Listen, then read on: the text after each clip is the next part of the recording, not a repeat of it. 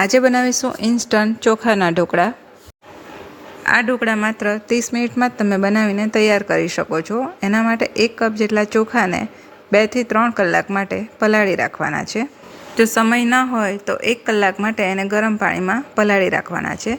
હવે પલાળેલા ચોખામાંથી અડધા ચોખાને મિક્સર જારમાં લઈને એમાં 1/4 કપ જેટલી સૂજી અને અડધા કપમાંથી અડધું દહીં ઉમેરીને પીસી લેવાનું છે। હવે બાકીના ચોખા પીસતી વખતે એમાં 2 ચમચી જેટલું બેસન ઉમેરવાનું છે અને વધેલું દહીં ઉમેરીને એની પેસ્ટ બનાવીને તૈયાર કરી લેવાની છે। હવે ઢોકળાને 15 મિનિટનો રેસ્ટ આપીને થાળીને ગ્રીસ કરીને તૈયાર કરી લેવાની છે અને એક બાજુ ઢોકળિયામાં પાણી ગરમ કરવા માટે મૂકી દેવાનું છે।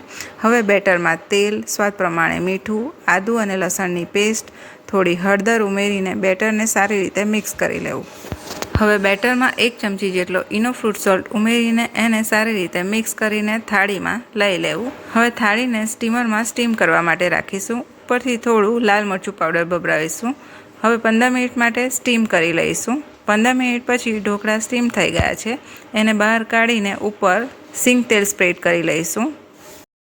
હવે ઢોકળાને 5 મિનિટ ઠંડા કરીને પછી કટ કરી લઈશું અને એને ધાણાની ચટણી સાથે સર્વ કરીશું।